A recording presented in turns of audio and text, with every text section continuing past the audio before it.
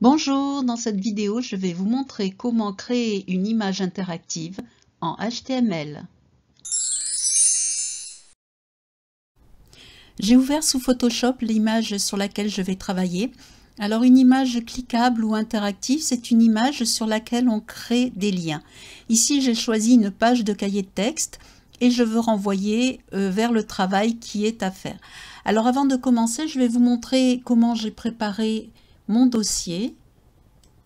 Donc cette image, c'est celle-ci ici, et j'ai mis dans le même dossier que mon image, j'ai mis les documents que je vais aller chercher. Ici un PDF, ici c'est un GIF animé, ici un PDF interactif, ici une image et ici un MP3. C'est pour montrer que tous les fichiers, enfin toutes sortes de liens peuvent être créés avec une image cliquable sous Photoshop. Je vais revenir sur Photoshop, ici. Et je vais prendre un outil qui s'appelle l'outil tranche. Alors en fait, je vais découper cette page avec des zones.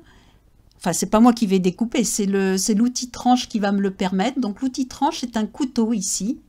Voilà. Et je vais aller découper une première tranche, ici, qui est pour la lecture. Alors je la découpe en maintenant le clic de la souris enfoncé. Et avec le clic droit, je vais aller modifier les options de tranche. Alors, on voit que je suis dans la partie 3 ici. Photoshop a géré tout seul son découpage de l'image. Et je vais aller lui demander d'aller prendre le fichier qui est dans mon dossier, que je vous ai montré tout à l'heure, qui est un fichier lecture. Voilà. Et je vais lui mettre ici en Alt. Alors le Alt, ça sert... si jamais le navigateur ne peut pas afficher les images, au moins on sait qu'il donne un message en disant quel est le document qu'il devait y avoir. Je fais OK. Je vais aller découper une deuxième tranche. Alors je ne me soucie pas de ce qui a été fait. Je vais aller prendre un ici. Alors, attendez, voilà. Parce que je suis allée empiéter sur la tranche. Donc je vais aller découper une deuxième tranche ici et je vais faire modifier les options de tranche. Et ici, il s'agit du vocabulaire à connaître. Donc c'était le fichier. Voilà. Alors je ne vous ai pas montré non plus, il y a les cibles. Alors la cible, si on veut ouvrir dans la même fenêtre ou dans une autre fenêtre. Alors la même fenêtre, je ne mets rien, c'est ce que j'ai fait tout à l'heure. Et si je veux ouvrir dans une autre fenêtre, je mets un tiret sous le 8 et blanc, que je vous montrerai tout à l'heure. Et il existe aussi les options Self et Parent qui ne servent pas ici puisqu'on n'a pas des cadres. Et ici, je ne vais pas mettre l'instruction Alt, même si je vous conseille de le mettre, c'est pour faire un peu plus vite. Je fais OK. Je vais aller découper ma tranche suivante. Alors je peux partir d'où je veux, hein, voilà. C'était parce que c'était plus simple et que j'empiétais pas trop sur la précédente. Je vais faire modifier les options de tranche. Alors là, il s'agit du fichier MP3.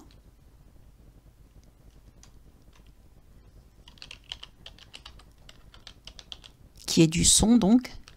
OK. Toujours pareil, dans la même fenêtre. Ici, je vais découper une autre tranche. Alors ici, c'est un exercice en ligne.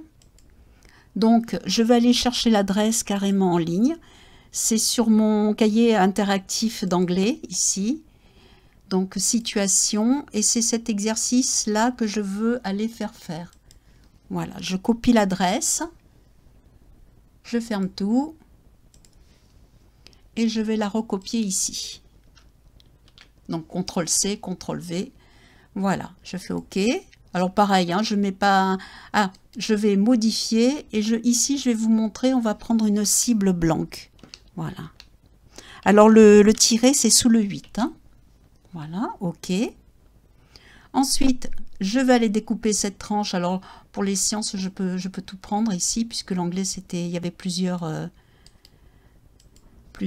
tranches. Alors ici, je vais lui demander squelette. Alors ici, c'est mon fichier PDF, mais interactif. Voilà. Et dans une dernière tranche, je vais lui demander de m'afficher la solution du petit exercice ici. Donc je vais faire modifier les options de tranche et je vais lui mettre solution.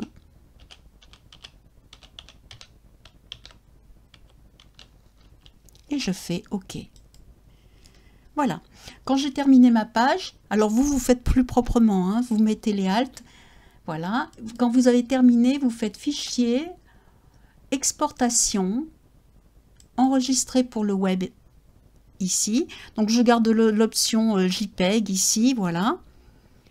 Et je vais aller enregistrer. Alors vous voyez qu'il y a plusieurs options. Normalement, il devrait y être affiché image si je n'avais pas déjà travaillé mes fichiers interactifs. Donc vous allez choisir HTML et images et je vais vous montrer après pourquoi. Et vous faites enregistrer. Voilà. Donc là, il a tout enregistré. Je reviens sous mon dossier. Alors, c'est pas du tout celui-là. Voilà, je reviens ici. C'était dans cahier de texte. Voilà, il m'a enregistré ici les images, un dossier qui n'y était pas, et le cahier de texte. Alors, dans les images, on peut voir que c'est ma page ici qui est découpée tout en morceaux. Donc ça, c'est Photoshop qui a géré. Et ici, on voit qu'il y a un fichier HTML. Donc, je me propose de l'ouvrir ici. Et c'est mon fichier, celui que je viens de créer. Alors, on va aller vérifier un petit peu. Donc, si je lui demande le texte, il me l'affiche. Je reviens avec la flèche en arrière, puisqu'il s'agit de la même fenêtre. Le vocabulaire, il me l'affiche. Ensuite, écoutez le vocabulaire. It's sunny. It's cloudy. Voilà. Je ne sais pas s'il enregistre le son, mais c'était le texte en anglais sonore. Voilà. Et il y a l'exercice en ligne. Alors l'exercice en ligne, je lui avais demandé d'ouvrir une nouvelle fenêtre. Donc je vais aller faire mon exercice. Hein. Si je suis l'élève, It's sunny, je vais le mettre ici. Voilà, hein, je fais mon travail. Je ne vais pas le finir, bien sûr. Quand j'ai terminé, je vais lui demander de fermer ma fenêtre puisque je l'ai mis dans une nouvelle fenêtre. Voilà, et je reviens ici. Et je peux aller voir ma fiche sur le squelette qui est un fichier PDF interactif. Ici, l'élève peut compléter son prénom, la date et par exemple répondre le crâne ici hein, pour le... Bon, je ne vais pas tout faire, je vous épargne ça. Je reviens. Alors, je vais faire quitter la page, je ne vais pas enregistrer. Et ici, dans un dernier temps, je vais, après avoir réfléchi, trouver la solution. Je vais aller voir la solution qu'il me propose et c'est un GIF animé. Voilà. Je reviens sur ma page.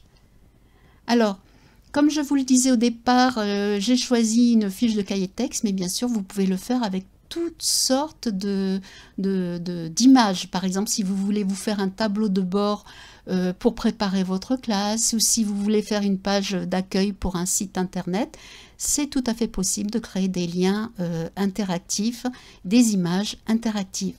Voilà, j'espère que ce tutoriel vous aura plu. N'oubliez pas de mettre un like si ça vous a plu, de vous abonner à la chaîne si les tutoriels vous intéressent et je vous dis à bientôt dans une prochaine vidéo.